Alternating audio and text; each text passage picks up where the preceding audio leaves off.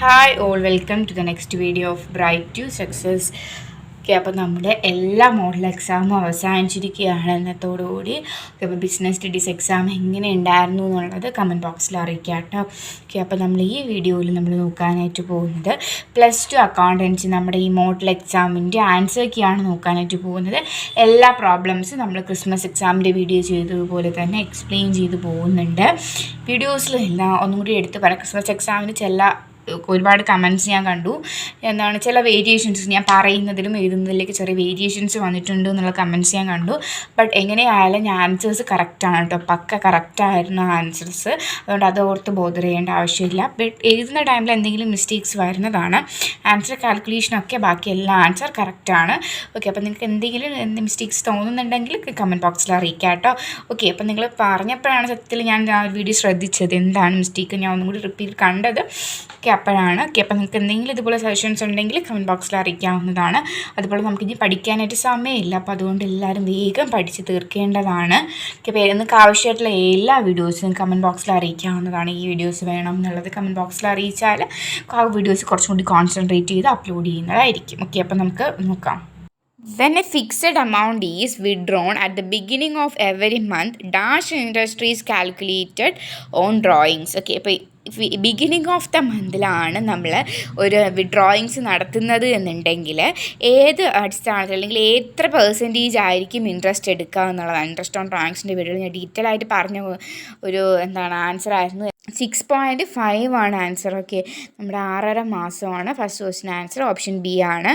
Then next വരുന്ന question ആണ്, if an unrecorded investment is found out on the admission of A partner, it will be dash. Okay, അപ്പോൾ unrecorded എന്തെങ്കിലും investment നമ്മുടെ ഒരു പാർട്ട്ണറിൻ്റെ admission സമയത്ത് കണ്ടുപിടിക്കുകയാണെന്നുണ്ടെങ്കിൽ അതെന്താണ് ചെയ്യുന്നത് എന്നാണ് ചോദിച്ചിരിക്കുന്നത്. എന്ത് ചെയ്യും നമ്മൾ? Credited to revaluation account. Option B ആണ് answer. Okay, A, B and C are partners sharing profits and losses in the ratio 2:1.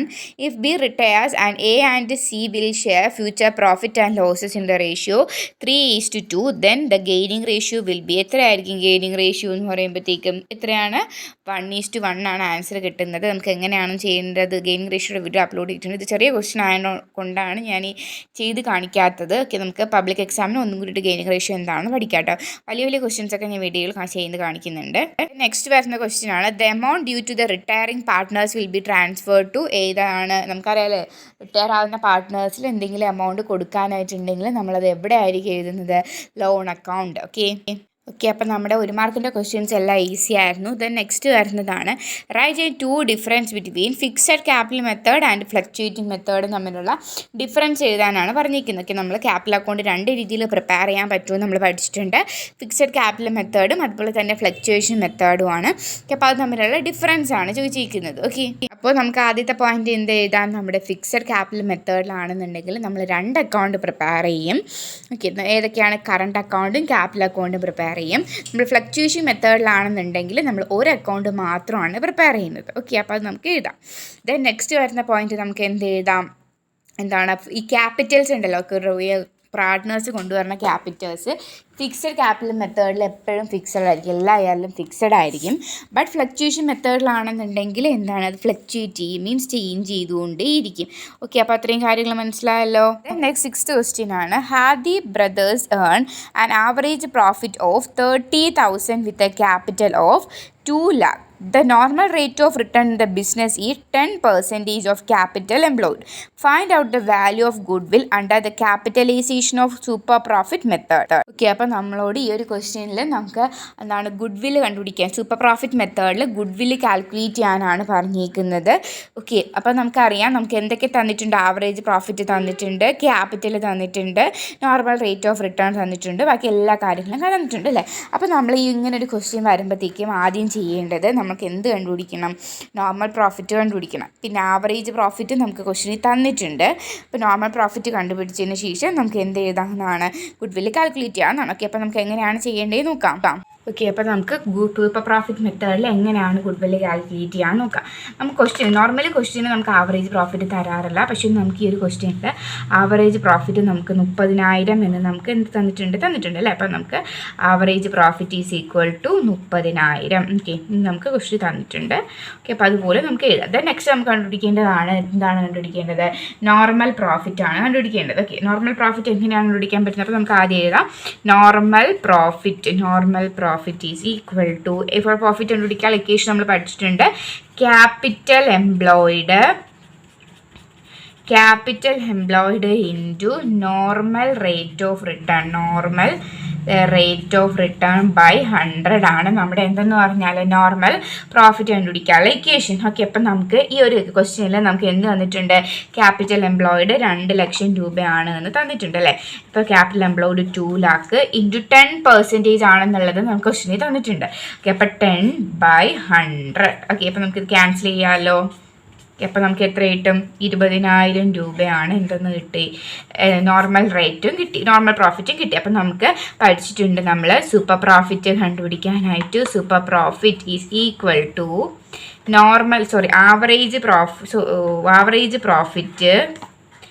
Average profit minus normal profit. Okay, average profit minus normal profit ആണ് super profit.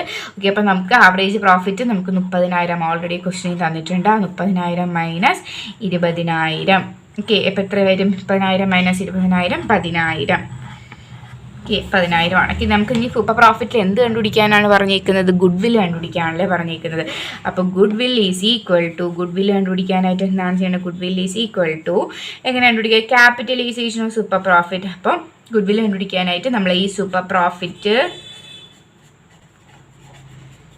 Profit into 100 by normal rate of return. എന്തുകൊണ്ടാണ് നമ്മൾ 100 by normal rate of return എന്ന് എഴുതിയത്? എന്തോ നമ്മൾ normally ഇങ്ങനെ അല്ലല്ലോ എഴുതുന്നത്. Super profit into number of years calculate, number of year purchased എന്നല്ലേ നമ്മൾ നോർമൽ ആൻസർ ചെയ്യുന്നത്.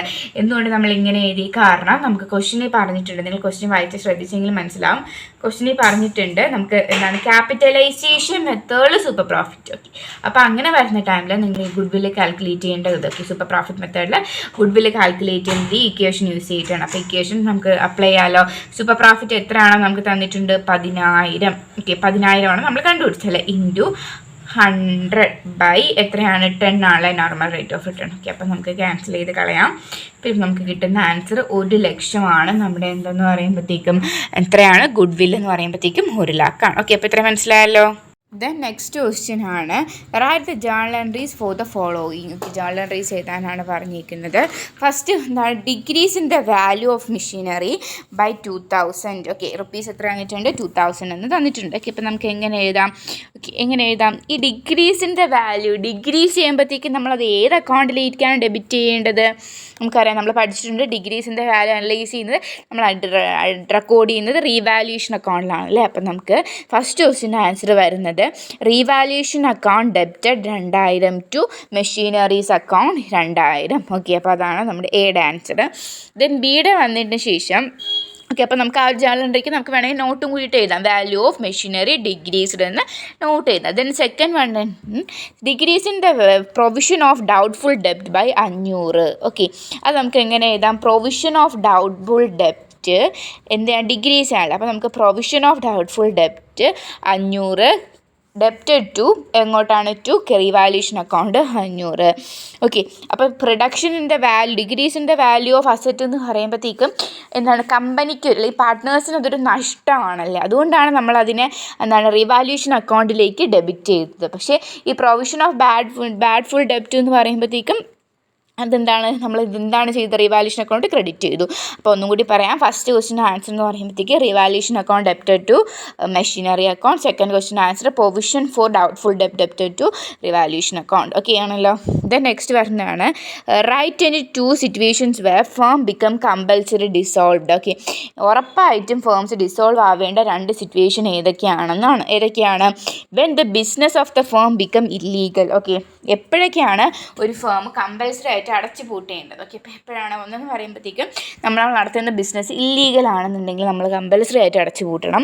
പിന്നെ എന്താണ്, when all the partners or all except one പാർട്ട്ണറുടെ, ഓക്കെ, ഇപ്പോൾ 5 പാർട്ട്നേഴ്സ് ഉള്ളൊരു ഫേം അല്ലെങ്കിൽ 3 പാർട്ട്നേഴ്സ് ഉള്ള ഫേമിൽ 2 പേര് മരിച്ചു കഴിഞ്ഞാൽ ഒരാൾ മാത്രമേ എക്സിസ്റ്റ് ചെയ്യുന്നുള്ളൂ എന്നുണ്ടെങ്കിൽ നമ്മൾ ആ ഒരു പാർട്ട്നേഴ്സ് ഡിസോൾവ് ചെയ്യണം. ഓക്കെ, അപ്പോൾ അതുപോലെ നിങ്ങൾക്ക് ഒരുപാട് പോയിന്റ്സ് നിങ്ങൾക്ക് അറിയാവുന്ന ഒരുപാട് പോയിന്റ്സ് ചെയ്താൽ ഇപ്പോൾ 2 പോയിന്റ്സ് ചോദിച്ചിട്ടുള്ളത് കൊണ്ടാണ് ഞാൻ പറഞ്ഞത്.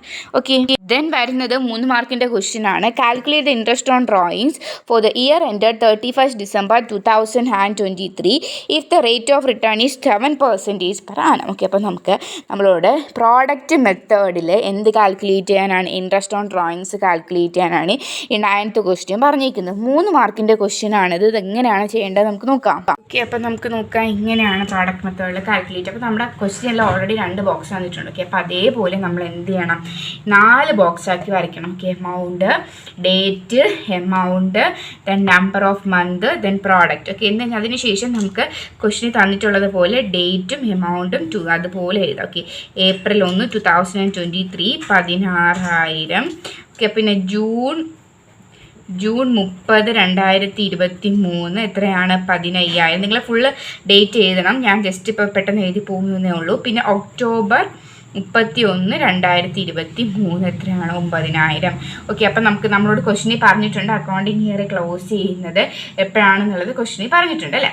ഓക്കെ, അപ്പോൾ നമുക്ക് അത് വെച്ചിട്ട് വേണം നമ്മൾ എന്ത് ചെയ്യാനായിട്ട്, കാൽക്കുലേറ്റ് ചെയ്യാനായിട്ട്. ഓക്കെ, അപ്പോൾ നമുക്ക് നോക്കാം. ഓക്കെ, അപ്പോൾ December 31 നമ്മുടെ അക്കൗണ്ടിങ് ഇയർ ക്ലോസ് ചെയ്യുന്നത്. ഓക്കെ, അപ്പോൾ ഇത് നേരത്തെ ചെയ്ത ക്വസ്റ്റ്യൻ ആണ് കേട്ടോ. December 31 നമ്മുടെ അക്കൗണ്ടിങ് ഇയർ ക്ലോസ് ചെയ്യുന്നത്. ഓക്കെ, അപ്പോൾ നമുക്ക് അത് വെച്ച് കൂട്ടാലോ. April 1. അപ്പോൾ April 1 ആയതുകൊണ്ട് നമ്മൾ ഏപ്രിൽ മുതൽ കാൽക്കുലേറ്റ് ചെയ്യും.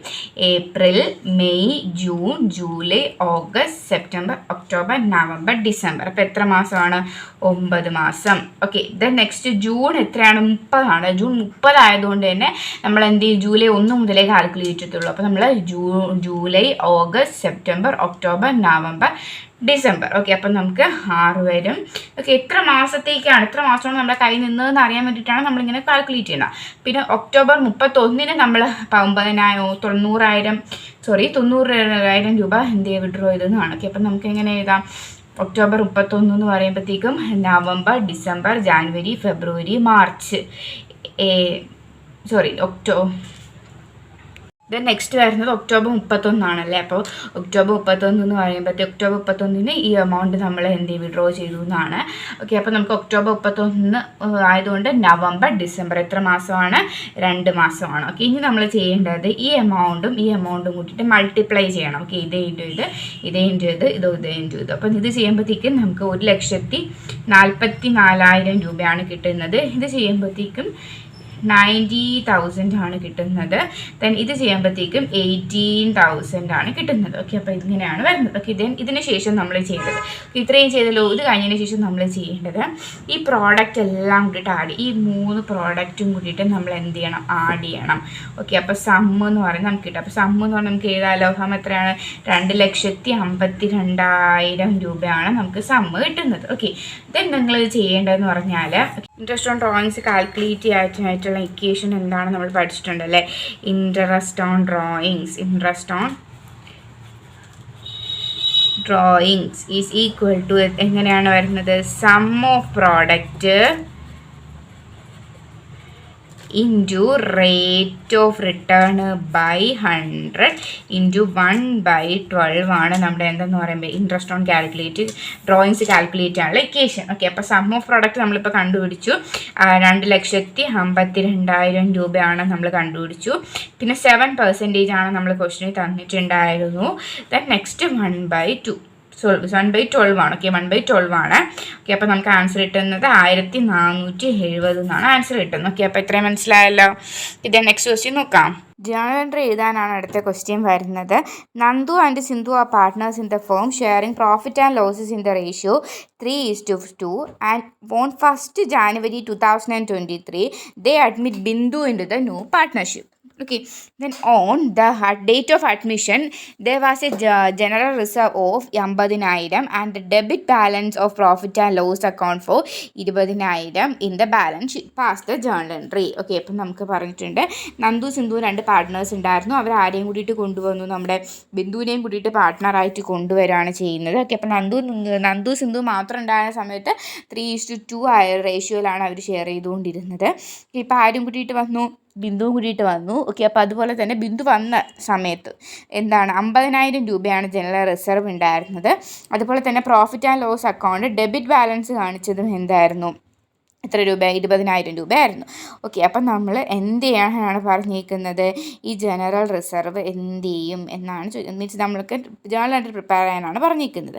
ഓക്കെ, അപ്പോൾ എങ്ങനെ പ്രിപ്പയർ ചെയ്യാൻ നോക്കാം. ഓക്കെ, അപ്പം നമുക്ക് ക്വസ്റ്റ്യനിൽ പറഞ്ഞിട്ടുണ്ട് നന്ദുവും സിന്ധു ആണ് പാർട്ട്നേഴ്സ് എന്ന് പറഞ്ഞിട്ടുണ്ട്. ഓക്കെ, അപ്പോൾ ആരാണ് വന്നത്, ബിന്ദു ആണ് വന്നത്. ഓക്കെ, അപ്പോൾ ഈ ജനറൽ റിസർവിനും അതുപോലെ തന്നെ പ്രോഫിറ്റ് ആൻഡ് ലോസ് അക്കൗണ്ടിനും ഈ പുതിയ അഡ്മിഷൻ ഓഫ് പാർട്ട്നേഴ്സ് വരുന്നത് വരെ ആ ഒരു ടൈം വരെ ആർക്കാണ് അവകാശം, ഇപ്പോൾ ഓൾഡ് പാർട്ട്നേഴ്സിന് മാത്രമാണ് അവകാശം. അപ്പോൾ നമ്മൾ ഈ ജേണൽ എൻട്രി പ്രിപ്പയർ ചെയ്യുന്ന ടൈമിൽ ആർക്ക് റോള് വരുന്നില്ല, ബിന്ദുവിന് റോള് വരുന്നില്ല. ഓക്കെ, അപ്പോൾ നമുക്ക് എങ്ങനെയാണ് പ്രിപ്പയർ ചെയ്യാൻ നോക്കാം. ആദ്യത്തെ ജേണൽ എൻട്രി എന്ന് പറയുമ്പോഴത്തേക്കും ജനറൽ റിസർവ് എത്ര രൂപയെന്ന് പറഞ്ഞിട്ടുണ്ട്, 50,000 രൂപ.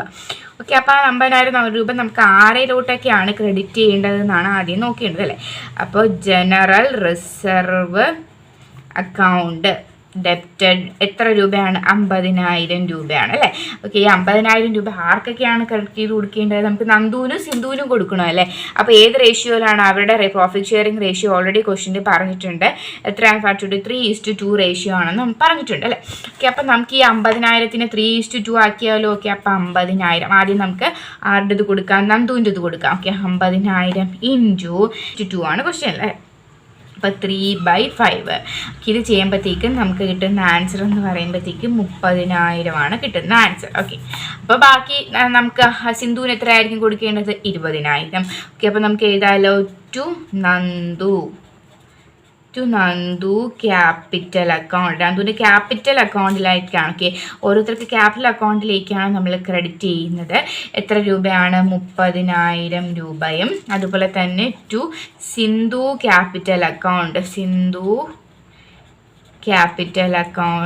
20,000 രൂപയാണ്. ഓക്കെ, അപ്പോൾ ഈ ഒരു ജേണൽ എൻട്രി മനസ്സിലായാലോ. അപ്പോൾ നമുക്ക് ഇതിൻ്റെ നോട്ട് വേണമെങ്കിൽ എഴുതാം. General reserve distributed among the old പാർട്ട്നേഴ്സിനെ ഡിസ്ട്രിബ്യൂട്ട് ചെയ്തെന്ന് എഴുതാം. ഓക്കെ, അപ്പോൾ നമ്മൾ ആദ്യത്തെ ക്വസ്റ്റ്യൻ്റെ ജേണൽ എൻട്രി കാൽക്കുലേറ്റ് ചെയ്തല്ലോ, കണ്ടുപിടിച്ചല്ലോ. ദെൻ നെക്സ്റ്റ് വരുന്നതാണ് സെക്കൻഡ് ക്വസ്റ്റ്യൻ ആണ്. എന്താണ് പറഞ്ഞിരിക്കുന്നത് സെക്കൻഡ് ക്വസ്റ്റ്യനിൽ, നമ്മളോട് P and L appropriation account debit സൈഡിൽ 20,000 രൂപയെന്നാണ് പറഞ്ഞിരിക്കുന്നത് അല്ലേ. ഓക്കെ, അപ്പോൾ നമുക്ക് എന്താണ് ചെയ്യേണ്ടത്, ഈ P and L account credit ആണല്ലേ ചെയ്യേണ്ടത്.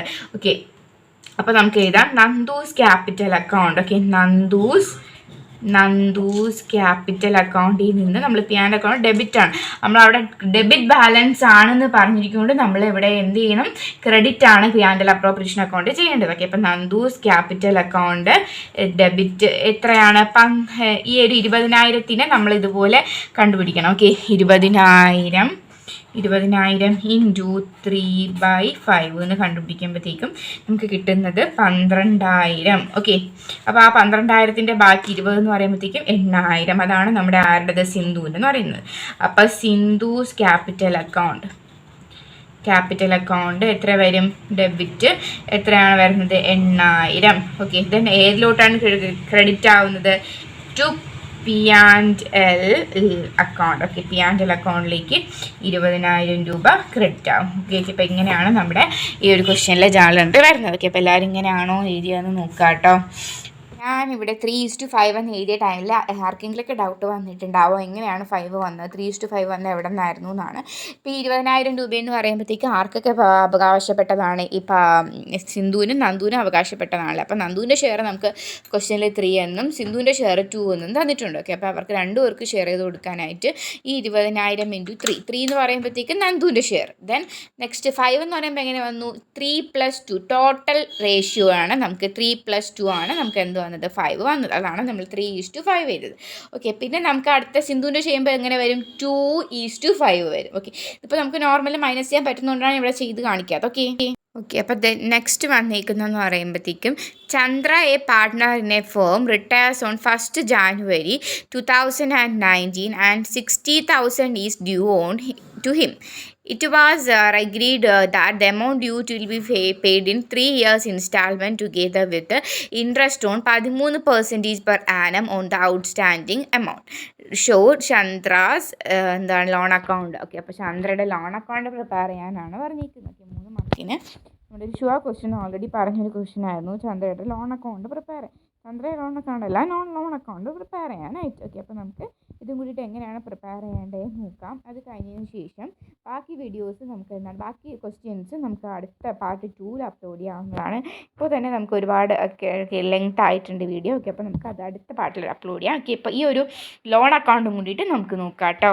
അപ്പോൾ നമുക്ക് ലോൺ അക്കൗണ്ട് എങ്ങനെയാണ് പ്രിപ്പയർ ചെയ്യേണ്ടതെന്ന് നോക്കാം. ആദ്യം 2 സൈഡ് വേണം അല്ലേ, ഡെബിറ്റ് സൈഡ് ക്രെഡിറ്റ് സൈഡ് ഉണ്ട്. ഓക്കെ, അപ്പോൾ നമ്മൾ അതിലാദ്യം ചെയ്യേണ്ടത് നമ്മൾ ക്വസ്റ്റ്യൻ തന്നിട്ടുണ്ട് ചന്ദ്രയുടെ ചന്ദ്രയ്ക്കാണ് നമ്മൾ എന്ത് പ്രിപ്പയർ ചെയ്യുന്നത്, ലോൺ അക്കൗണ്ട് പ്രിപ്പയർ ചെയ്യുന്നത് അല്ലേ. ഓക്കെ, അപ്പോൾ നമുക്ക് എന്ത് എഴുതണം, ഇപ്പം ക്രെഡിറ്റ് സൈഡിൽ ക്വസ്റ്റ്യൻ കിട്ടിയ ഉടനെ നമ്മളോട് പറഞ്ഞിട്ടുണ്ട് 3 ഇയേഴ്സായിട്ട് കൊടുത്തോളാം എന്നാണ് എഗ്രി ചെയ്തേക്കുന്നത് അല്ലേ. അപ്പോൾ നമുക്ക് ഈ 60,000 രൂപയാണ് ചന്ദ്രയ്ക്ക് കൊടുക്കേണ്ടത്. അപ്പോൾ ഈ 60,000 നമ്മൾ ആദ്യം 3 ആക്കി മാറ്റണം. ഓക്കെ, അപ്പോൾ 3 ആക്കി മാറ്റുമ്പോഴത്തേക്കും ഓരോ ഇയറും 20,000 രൂപയാണ് നമ്മൾ കൊടുക്കേണ്ടത്. ഓക്കെ, അപ്പോൾ അതാദ്യം മനസ്സിലാക്കി വെക്കുക. അതിന് ശേഷം നിങ്ങൾ ആദ്യം ഫസ്റ്റ് ഇയറിനോ അല്ലെങ്കിൽ നിങ്ങൾക്ക് ഡേറ്റ് വെക്കണമെന്നുണ്ടെങ്കിൽ ഡേറ്റ് വെക്കാം, ഫസ്റ്റ് ഇയർ എന്ന് എഴുതിയാലും മതി. ഓക്കെ, ഫസ്റ്റ് ഇയർ എന്ന് എഴുതിയതിന് ശേഷം എന്ത് ചെയ്താൽ Chandra's capital account. Okay, Chandra capital account എത്ര രൂപയാണ് കൊടുക്കേണ്ടത്, നമ്മൾ ചന്ദ്രയ്ക്ക് 60,000 അല്ലേ. അപ്പം നമുക്ക് ഈ ഒരു 60,000 ഇവിടെ എഴുതാം. ഓക്കെ, ചന്ദ്ര 60,000. ദെൻ നെക്സ്റ്റ് വരുന്നത് നമ്മളോട് ക്വസ്റ്റിന് പറഞ്ഞിട്ടുണ്ട് 13% പെർ ആനത്തിലാണ് നമ്മൾ കൊടുക്കേണ്ടത്. ഓരോ ഇയറിലും ഇൻട്രസ്റ്റ് എത്രയാണ് കൊടുക്കേണ്ടത്, 13% ആണ് കൊടുക്കേണ്ടത് അല്ലേ. ഓക്കെ, അപ്പം നമുക്ക് എന്താണ് ഈ ഒരു 60,000 എന്താണ് 13% നമ്മൾ ആദ്യം കണ്ടുപിടിക്കണം. ഓക്കെ, അപ്പോൾ ഇൻട്രസ്റ്റ് എന്ന് പറയുമ്പോൾ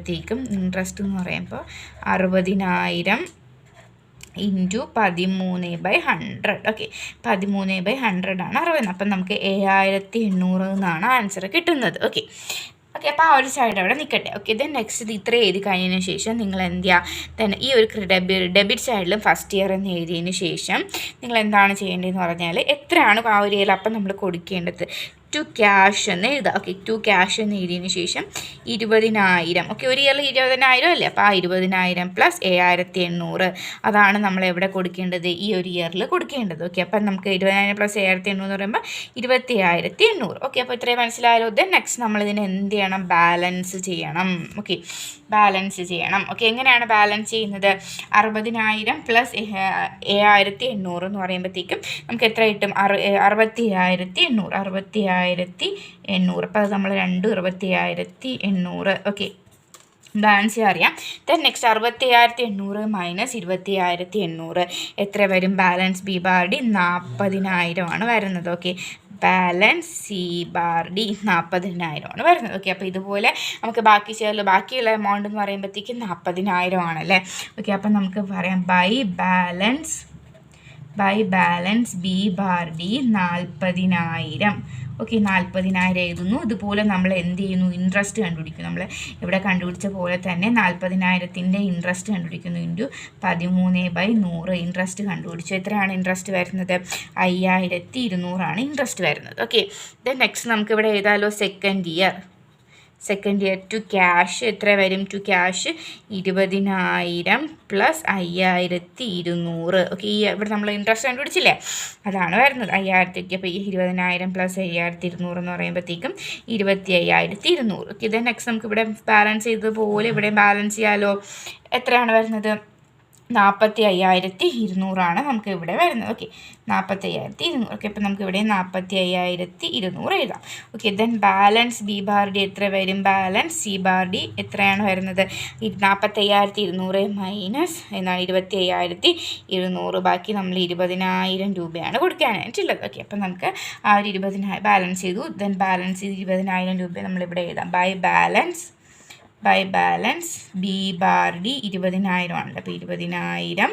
ദെൻ നമുക്ക് ഇൻട്രസ്റ്റ് 20,000 ഇൻട്രസ്റ്റ് കൊടുക്കണമല്ലോ. ഇൻട്രസ്റ്റ് എത്രയാണ്, 20,000 ഇൻറ്റു 13/100 100. ഓക്കെ, അപ്പോൾ എത്ര വരും നമുക്ക് ഇൻട്രസ്റ്റ് വരുന്നത്? 20,000 × 13/100 2600 വരും. ഓക്കെ, അപ്പോൾ നമുക്ക് ഇതുപോലെ ഇവിടെ തേർഡ് ഇയറിൽ എഴുതാലോ. Third year to cash 20,000 plus 2,600. Okay, അപ്പോൾ നമുക്ക് എത്രയാണ് വരുന്നത്? 22,600. ഓക്കെ, അപ്പോൾ ഇവിടെയും നമുക്ക് ഇവിടെ കാൽക്കുലേറ്റ് ചെയ്യുമ്പോഴത്തേക്കും 22,600 22,600. ഓക്കെ, അപ്പോൾ ഇങ്ങനെയാണ് നമുക്ക് വരുന്നത്. ഇതാണ് നമുക്ക് പ്രിപ്പയർ ചെയ്യേണ്ടത്. ഇങ്ങനെയാണ് നമ്മുടെ ലോൺ അക്കൗണ്ട് പ്രിപ്പയർ ചെയ്യുന്നത്. എല്ലാവർക്കും മനസ്സിലായെന്ന് വിശ്വസിക്കുന്നു. ഓക്കെ, അപ്പോൾ നമുക്ക് ഈ ഒരു ക്വസ്റ്റ്യനോട് കൂടി ഈ ഒരു വീഡിയോ അവസാനിപ്പിക്കുകയാണ്. ബാക്കി നമുക്ക് സെക്കൻഡ് പാർട്ടിൽ നോക്കാവുന്നതാണ്. എന്തെങ്കിലും ഡൗട്ട് ഉണ്ടെങ്കിൽ കമൻറ്റ് ബോക്സിൽ അറിയിക്കാവുന്നതാണ്. ഈ വീഡിയോ ഹെൽപ്ഫുൾ ആണോ ഇല്ലേ എന്നുള്ളത് കമൻറ്റ് ബോക്സിൽ അറിയിക്കുക. അതുപോലെ തന്നെ എല്ലാ സബ്ജക്ട്സിൻ്റെയും അപ്ലോഡ് ചെയ്യുന്നുണ്ട്. +1-ൻ്റെയും +2-ൻ്റെയും കൊമേഴ്സാണ് എല്ലാ സബ്ജക്ട്സിൻ്റെയും അപ്ലോഡ് ചെയ്യുന്നതായിരിക്കും ആൻസർ കീ. ഓക്കെ, അതുപോലെ തന്നെ ഫ്രണ്ട്സിനും കൂടിയിട്ട് ഷെയർ ചെയ്ത് കൊടുക്കാം കേട്ടോ. അപ്പോൾ അവരും കൂടിയിട്ട് നോക്കട്ടെ ആൻസർ കീ കറക്റ്റ് ആണോ എന്നൊക്കെ ഉള്ളത്. ഓക്കെ, അപ്പോൾ താങ്ക് യു ഓൾ.